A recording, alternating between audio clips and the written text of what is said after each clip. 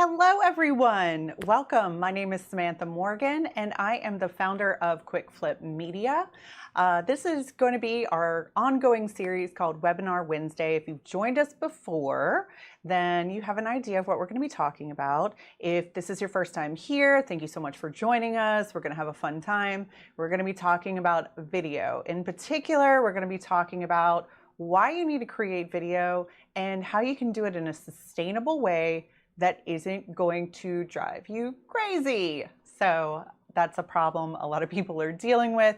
I also have a special guest today. Her name is Jenn Ocken, and she is a creative cultivator, a photographer who has been running her own successful photography business for the last 20 plus years. And she's picked up some tips and tools along the way to basically prevent all that burnout that we experience as small business owners. So she's going to talk about that at the end, and she's got a free download for you that you're definitely going to want to get. So do make sure to stay on with us until the end. But I understand life is what life is. You might have to jump off. If you do, don't worry. I'm going to send out the replay. If you registered, I've got your email already, and I'll go ahead and send that to you.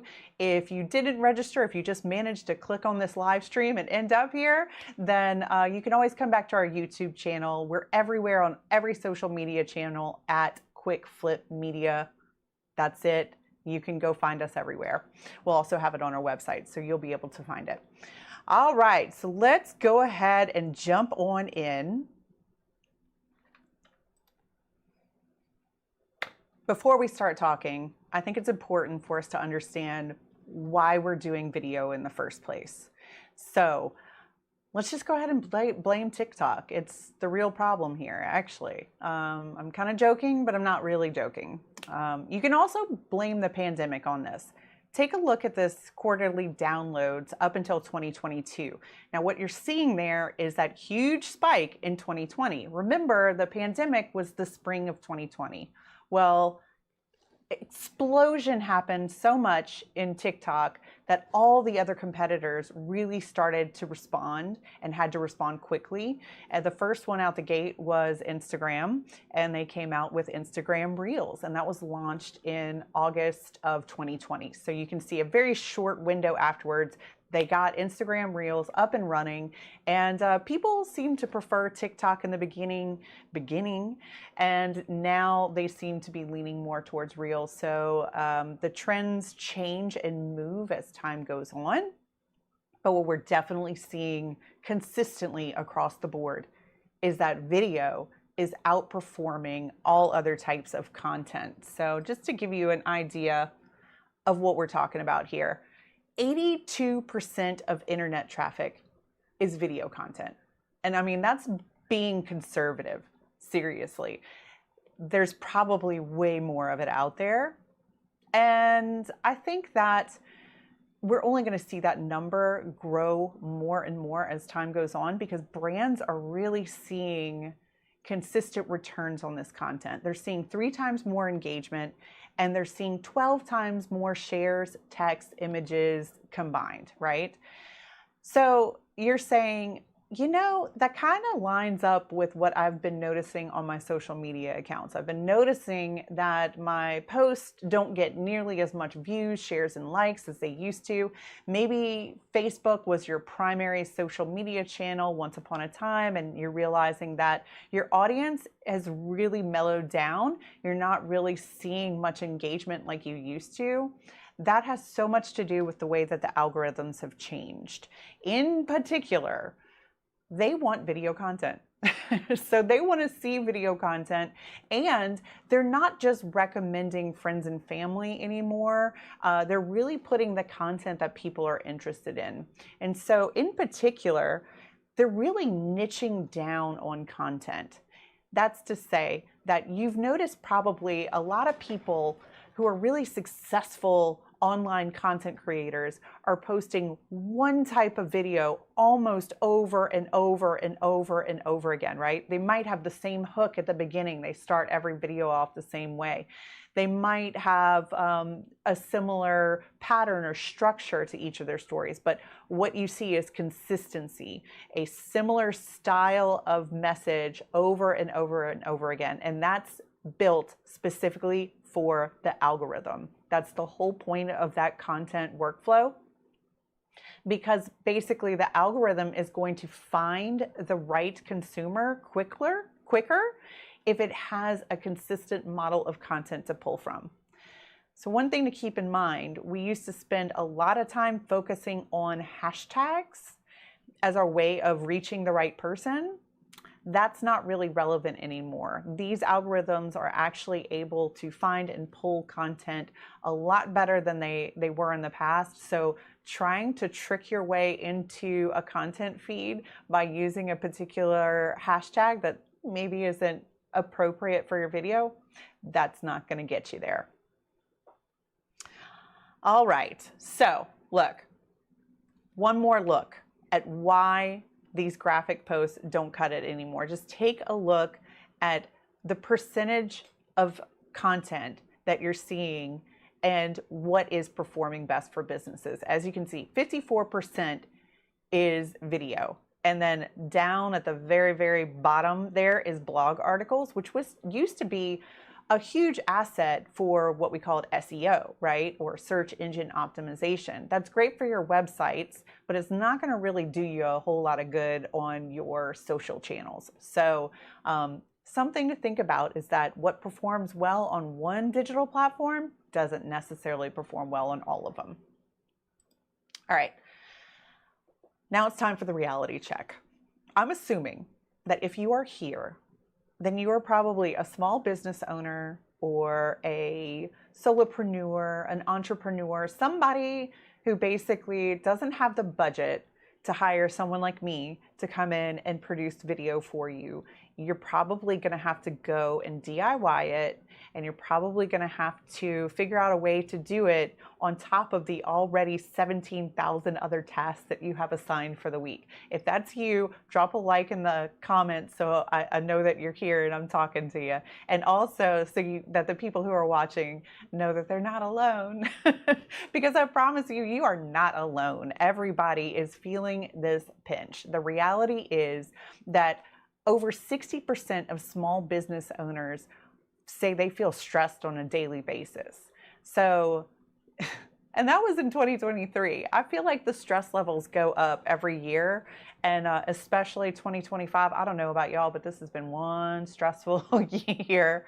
So it seems to be one thing right after another, and it's definitely not going to slow down anytime soon. So reality check.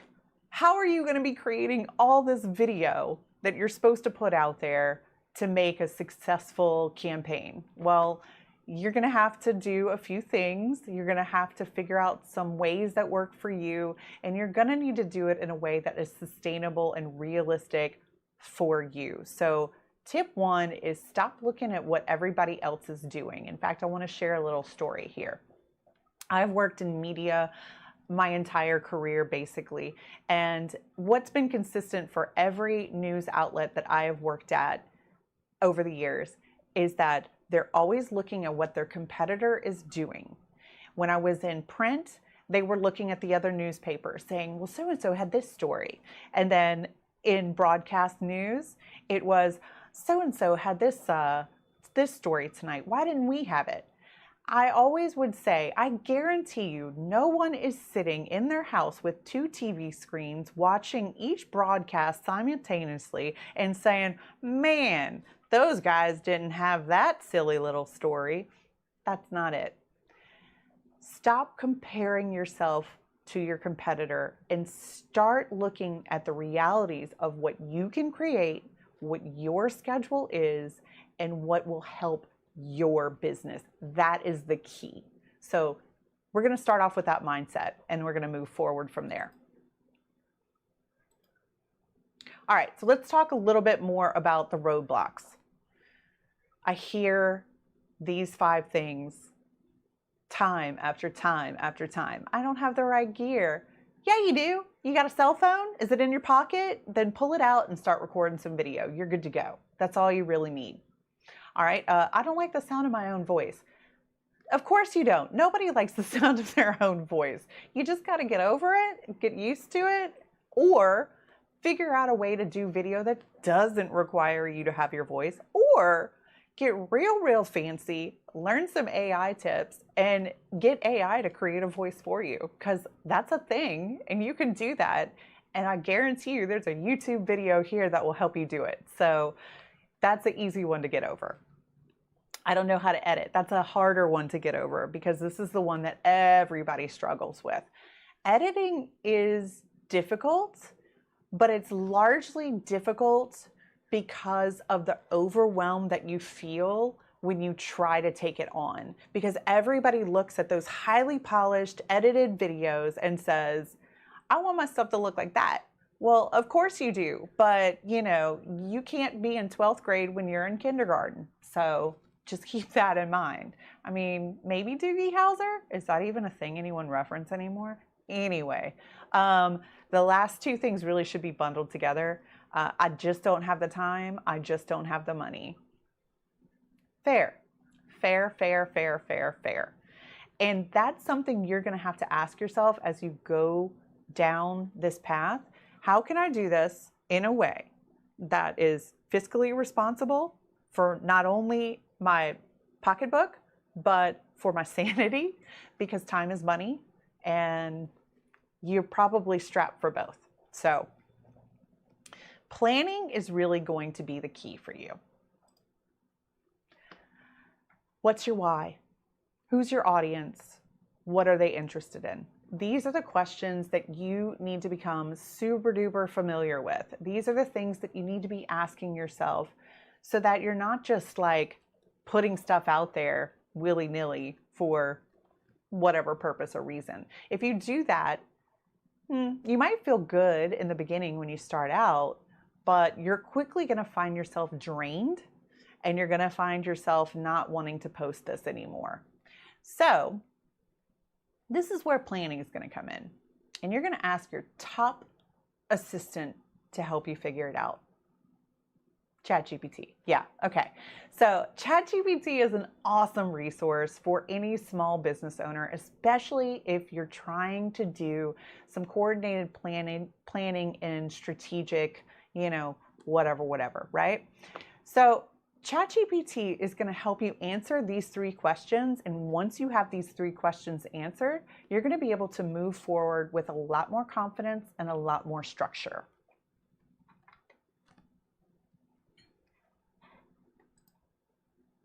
All right.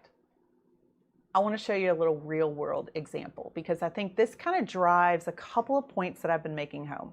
Okay, so this is Leah Marchand. She is an artist, and she also just happens to be an award-winning videographer and former marketing executive. So I worked with her in local news, and she is incredible. She's got a great strategic marketing mind. And one day we were talking about social media, and I suggested to her, I said, hey, process videos for artists really do great. I see these videos all the time. They're super creative, super interesting, and they get tons of engagement. And she's like, yeah, you're absolutely right. Those do get tons of engagement. But the problem is the people that it engages with is not her target market. So yes, she can get attention from lots of people, and that activates the FOMO brain. It makes us feel good. It makes us feel like we are, important and popular and whatever, right? But it doesn't necessarily mean that it's going to convert to any sales. So when we're talking about it at the end of the day, if you're not getting customers, if you're not getting clients, then what's the point in doing all this work? Again, time is money. So if you're allocating your time to a video series that is not giving you clients, then you're literally throwing your money away, right? And your time. So let's not do that. You got to really focus in and determine what is your strategy. Who are you talking to? Okay. Here's my favorite prompt right here. So this is the prompt that I use when I am trying to figure out who my target audience is and what type of content I want to give to them. So I say, help me identify Help me identify the target audience for my business. One by one, that's a really important thing. Ask me questions about my business and change your next question based on my response. Once we've identified my target demographic, continue to ask me questions one by one to help me isolate the type of video content that group most enjoys as it relates to my business. Okay, let's break this down. Why is that a good prompt? First of all, asking the questions one by one, that's really important. When you have it ask you the questions one by one, you're going to have it cater itself to your business and your information that you're providing in, your data inputs, right? So if you just ask it like, I'm trying to create video for my business. My business is X, Y, and Z. And give me a content plan for that business. It'll spit out a plan for you immediately, but it's not going to be very custom and it's not going to give you the results that you want. So you really need to go through and do a little work with it. Have it ask you these questions to help identify your target audience. And when I say your target audience, I mean, of course, we want to talk as broadly as possible, but when it comes to creating video, the more specific you can get down, the better. So you're basically creating for yourself a little avatar, right? You're creating a person that you're going to be talking to. And the more specific you can be in like thinking about the actual person that you're talking to, the better the content is going to be. So we used to have a thing in the newsroom where we had a picture of a person and they named who the person was. Her name was Renee. And so our stories were all focused towards Renee. And we would ask each other, would Renee like this story? What does Renee want to know about today? It was silly, but it worked. And it definitely helped us to really focus in on what we needed to do for the day. All right, so you figured out who you want to talk to. How are you going to put together all this content? Okay, time blocking. Let's just start with that. That is the most important tool in your video production basket, okay? Because what tends to happen is people go into it and say, oh, I've got a great idea for a video. They record it. It's quick, it's easy. They put it up. They get a few likes, does well, and then they go, I'm going to start doing one a week. I'm going to start doing another one of these videos every week. First couple weeks goes great. Third week, you get really busy. You got a lot of stuff going on. You had to make an extra appointment. A client moved their meeting time, so you had to reschedule, and you just don't have the time, right? So you put it off and you say, I'm going to just do 2 videos next week, right? Well, then next week rolls around. If you didn't have time for the 1 video, you think you're going to have time for the 2 videos? No, you're not. So now you've put yourself in the position of creating 2 videos that you don't have time to do. And you're definitely not going to get those done. So you go, well, I mean, I'll finish them up on Monday. Monday rolls around. Oh, well, a client called and I need to get on this. You see where I'm going here. It just gets pushed and pushed and pushed and pushed. And so now you've created a roadblock. You've created a barrier for yourself. And you've done it because you didn't start off with a sustainable plan and you didn't time block the time you needed to create the video that you want to produce. So this is just a little sample social media calendar. You can come up with a million of these things and you can get as specific as you want, or you can keep it as broad as you want. You really don't have to be super complicated. Try integrating it with whatever calendar system you're currently using. I use Google Calendar. Keep it nice, simple, and easy. I definitely have a lot of different buckets that I put things into. And part of that is that video content production time. I block out hours that I need for editing, for recording, for planning, for strategizing, for posting. That's the one that people usually forget, is the time that it takes to post.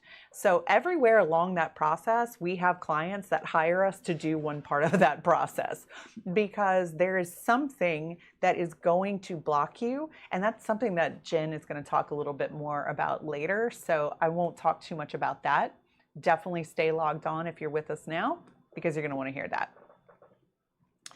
All right, so when you get into your time blocking, before you get into your time blocking, really, it's important to time track.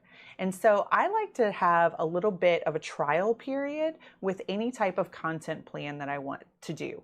So the first thing that I do is produce the thing that I want to do. And I track each part of the process. How much time did it take for me to execute this, this, this, and this? Now, keep in mind, the first time you do anything, it's going to be the longest you're ever going to take to do that thing until you skill up and you start learning new things and you make your stuff more complicated. But in the very beginning, it's the worst it's going to get. It's going to be the hardest it's going to get. And you always want to plan for the worst it's going to get, because I promise you when it comes to video, that's going to happen. Let me tell you a little secret between you and me. There were so many profanities flying in this room before this live stream because nothing was going according to plan.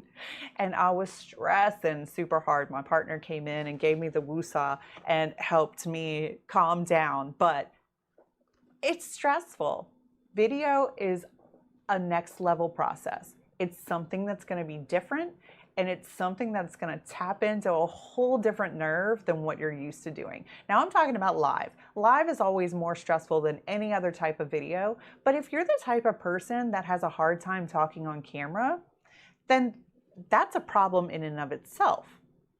You have to allow yourself a little extra time in the recording process because it might take you longer to say the 3 sentences that you have to record because you're not comfortable on camera, and you might be hypercritical about how you look when you are on camera. I was actually talking to somebody about that the other day, and I said, you know, one of the best things that you can do to get comfortable on camera is to start recording yourself every day on camera. So you can start off with a little experiment just to kind of get your feet wet and just to get you comfortable on camera. So in the morning, while you're getting ready for work or whatever you're planning on doing for the day, set the camera in front of you and just start talking. You're not going to be losing any time, but you're going to be practicing. You're going to be practicing speaking to that guy, right? Your new best friend, your phone, your camera, your whatever you have in front of you. And you're going to be practicing talking in a way that doesn't make you nervous.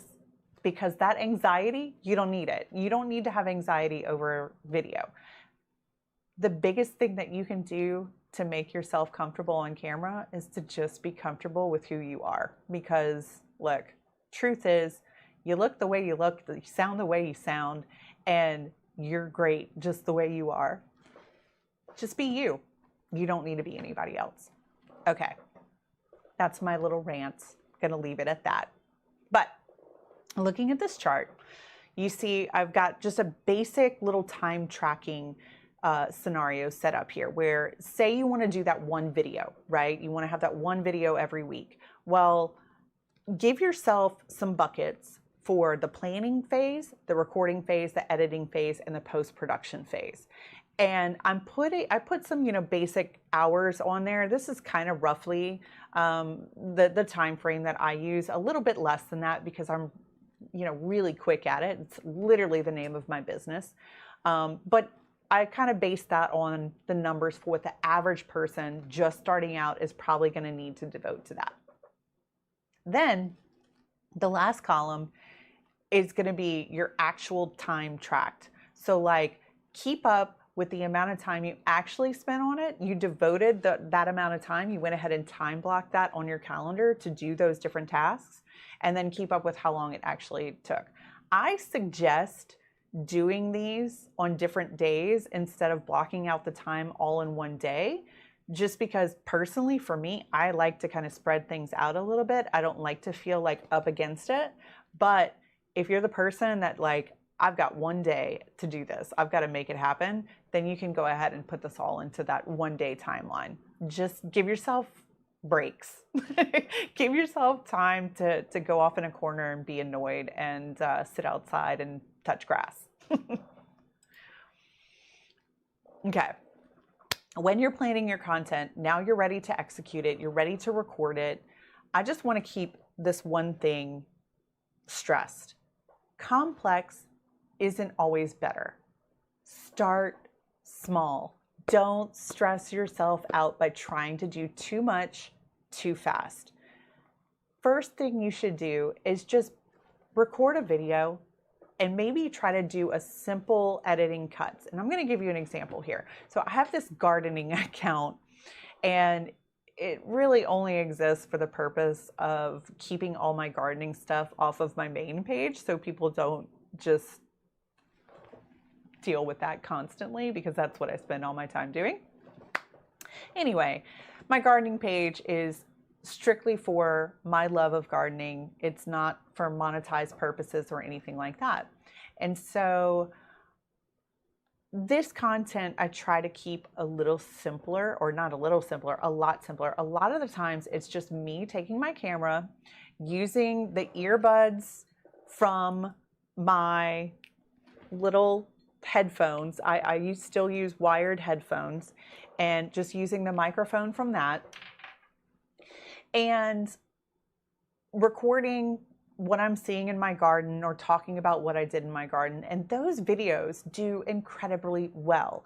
Recently, I recorded a little interview with a woman who has some pollinator gardens, and it resonated with people so much that these videos went crazy viral. Now, this was a 8-minute video. I basically just turned the camera on her. Before I started recording, I told her, I'd like you to talk about, and then I named off 4 different things. And so she remembered that. She was great. And she spoke about all those different things, and she spoke for 8 minutes straight. I took that 8-minute video and cut it into 4 2-minute videos. And then I posted one each day, and they exploded. They did super duper well, and they are still getting traction and still getting views. And that's one great thing about the way that algorithms have changed now. You're going to see more longevity with your video content. You're going to see hits longer in the future. So keep that in mind. Always try to think of what we call evergreen content. And evergreen content is stuff that it could be good 3 years from now. There's a tendency to want to get hyper specific. I've said hyper a lot today. There's a tendency to want to get super focused on the date and time that you're in currently. That's nothing wrong with that, obviously. But you do want to have a nice blend in there of some content that is not going to be dated. It's something that can just last forever and ever and ever. All right. Now, that is the end of my slide presentation. And so now I want to introduce Jenn Ocken. She is, like I said earlier, an amazing photographer who has spent over 20 years developing her skills, and she's sharing that now with people in her business. And we had a chance to get together the other day and talk about video burnout, because burnout is something that she works with her clients on a good deal. And so without further ado, I'm going to play our conversation. So we're talking about video burnout. It's a real thing. It's a problem. It's something that people deal with. And burnout in general is a problem. So I'm talking with Jenn Ocken here. Jenn, please explain to the world why you're so good at talking about burnout. Well, it's Captain Obvious, for sure. I have been through burnout, and I like so hard that I just like gave up on something I really, really love and something I'm really, really, really good at, and which is, you know, moving people, business decisions, creative career decisions through uncertainty, navigating the moments. Like I'm a photographer, so I capture the moments. I'm a master at moments. But when we get in burnout, we get outside of our moments. And I realized that there's got to be an easier way. There's got to be an easier way. So I'm really glad that you brought the conversation of burnout into the tech world, because I don't think that that is talked about much in the more like business focused, sequenced, standard operating procedures. This is how you do something. And I think that that distracts a lot of us who are very creative and need creative ideas and ways to navigate things.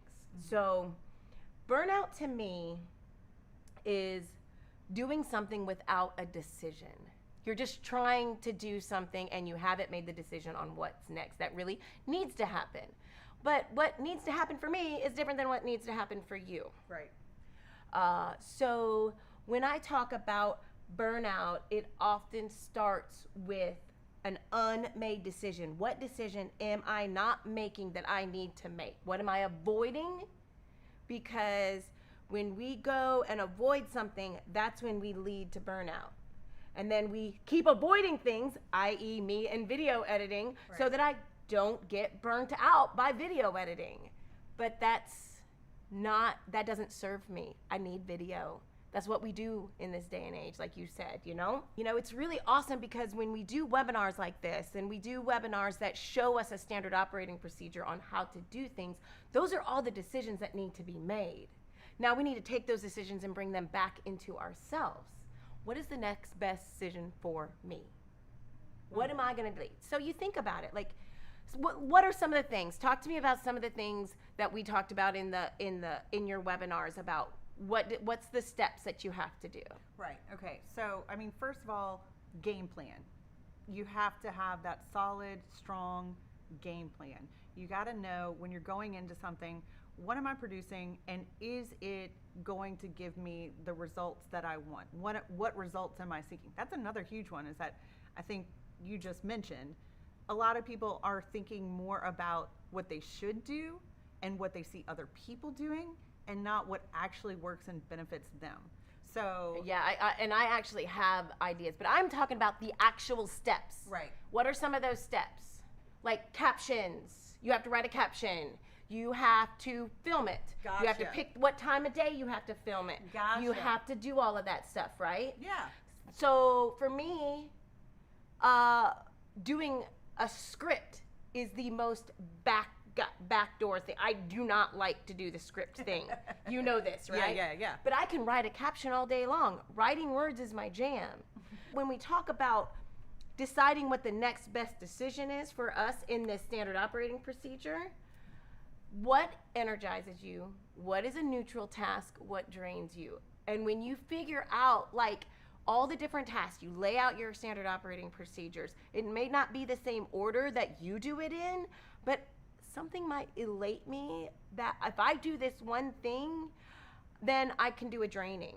But I'm more like, if I do this one draining task, I'm going to reward myself by doing this one I enjoy more. I gotcha. And so it balances the step by step, and it breaks it down into a space where then you get to choose. And now you're in control of something you don't feel like you have any control over. Okay, so that makes a lot of sense to me now. I wasn't really understanding what you were asking me, but I get it now. You're the interviewer in here. She is a great interviewer, y'all. Thank you. No, but I understand what you're saying now. So what you're saying is when you take those individual steps, those very small miniature components, along the way, you're going to find the thing that is causing you to struggle or have a hard time, and then that's going to be the thing that causes the burnout. So what happens when you identify, what do you do when you identify those things? I label everything. You can even do it by number. That's what, I've got all kinds of different ways to rate your tasks to put them in order. But you identify what order you want it in by going step by step.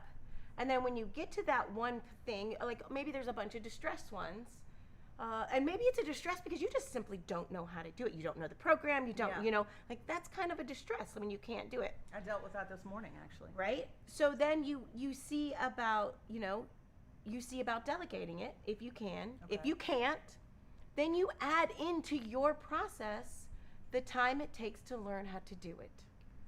Okay. Then you know that you have some extra steps. Like you're just becoming acceptance of where you are in your process so that you can make the next right choice for yourself and come into an awareness that, okay, I don't know how to use CapCut. I don't know how to use the video editing. I'm going to have to go and just play around and do it. And that's where everybody gets messed up, is the editing part of it. Generally speaking, if you're going to get messed up, the recording's the fun part. We all enjoy that. The editing is the part that usually throws people for a loop. And I get this, as mentioned earlier, I get this all the time, where you have people that they figured out how to record the thing. They came up with the idea. They figured out how to record it. They came up with the plan. They figured out the content. But then when you get to that editing phase, Yeah. that's the hard part. And so you mentioned about delegating. Now, the reality is sometimes people can't. You can't afford it. Right. I get it. Or you don't have access to somebody. So do I just say, screw it, I'm not doing this? No, you add in those steps of learning how to do that process. Okay. Maybe you go on forums and you see what is the best no-brainer editing software out there that is good for starters. Like you do the research. Okay. Because I want to end this part of it. It's like systems can be seen as self-care. Oh. When you're creating a system for yourself, you are the person that has to facilitate. You have to bring it into fruition. It's your standard operating procedure. It's your process. It's your video. It's your content. Yeah. Give yourself some self-care in it. Give yourself a way to do it that is best for you. And that's what prioritizing things. And that's where it leads. That's where you can kind of prevent burnout, basically. I love that. Self-care. Okay. Yeah, sustainability. Sustainability is about self-care. No, systems are about self-care for sustainability. That's a mouthful. One more time. Systems are the self-care for sustainability.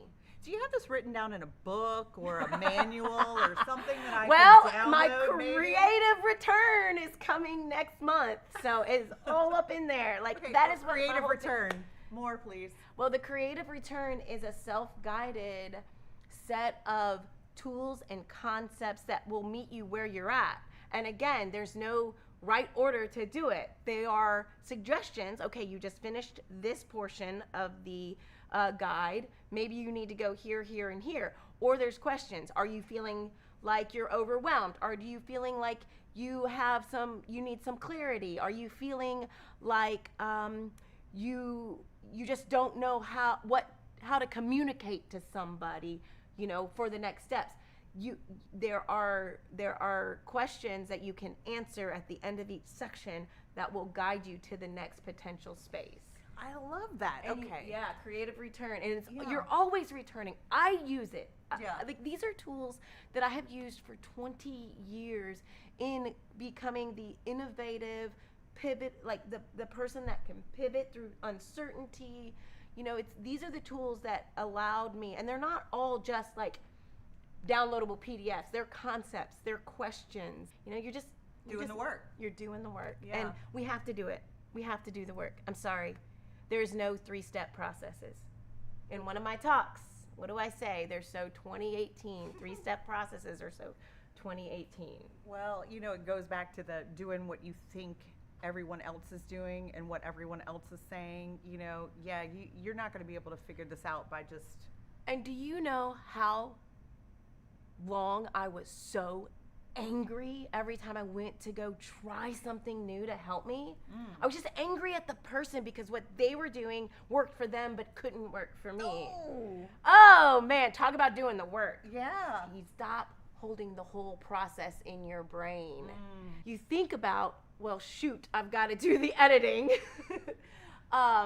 Then that's going to stop you from ever getting started because you have the whole process in the brain. That's why I say rate everything out in some way, shape, or form, whether it's timing or the energized, neutral, or distressed, or it's just a priority in numbers. Or maybe you do have somebody to help you and they can only help you on this day, so you have to prioritize that task with that person on that day. So when you start going action by action instead of thinking about the whole project, that's when you can at least get started. And what that does is it starts the momentum. Yeah. And you're more likely, I can't say 100%, because I'm not 100% every time, but you're more likely to finish the project when you've got at least some momentum. Yeah. So you're almost like empowering yourself. And quite frankly, I've come to the point that I can't empower anybody to do anything, especially if they don't want to do it. That part. You have to take empowerment. You have to take what I have to say.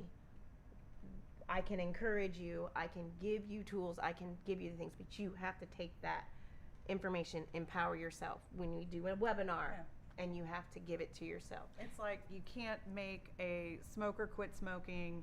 You can't make a person go on a diet. They have to want it for themselves. Same principle. Eat that elephant one bite at a time. We're just going to keep firing them off here. Get it, girl. Keep on going. So you can be a visionary. This was a big one for me. You can be that visionary. You can be that big picture person, because I am such the big picture person. I have the ideas, and then I get snowballed into overwhelm because of all the things that go into those big ideas. Yeah. But you can be a visionary and still use a template. You just have to create the template you need. I mean, that was it, right? All right. I think that sums everything up right there. Wait, See can I like call to action to my priority checklist? Yes, so let's do it. Because, okay, so we just talked about all this stuff, right? Yeah. How do they do it? How do they get my tools? How do they get your tools? There's going to be a link that is for my priority checklist that has these ways of prioritizing. You will get that download for attending today. I'm going to send out a summary email, and it's going to have all the information about how to download the priority checklist. And there's a directions in there on how to use it, suggestions. But again, it's a tool that you can make your own. And I want to end with one more thing. The most important thing that I learned to empower myself is stop comparing yourself to the other people, to other videos, to other people. That is their creative genius. That is what they're meant to do. And what you're doing and what we are inspired to create, that is our creative genius. Has nothing to do with anybody else, nor does their stuff have anything to do with us. If you can get that mindset that says that leads to the idea that you are worthy to say, create, and do what it is that you're inspired to do, you're gonna make the world a better place when you put it forward. No matter what it looks like, how it has to evolve, like that comparison, just throw that out the window. Take that empowerment and chew on it. There we go.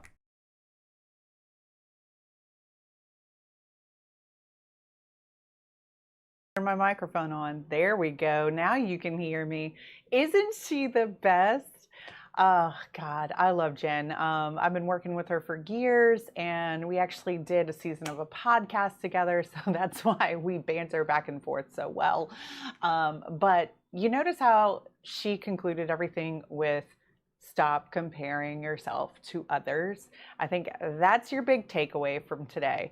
It's that, yes, there are a lot of people producing video content out there. You want to be one of those people, but you don't have to do it the way that everybody else does it. It can look different. Take the tips from today that you want and leave the rest behind. Now, I am going to drop in the chat right now that priority checklist download link. So do go download that, because if any of that resonated with you and you feel like that's something you need to do for yourself, go download that. It's a great resource, and it's going to help you get started through this whole process. You can use that in tandem with the tips that I told you about earlier today.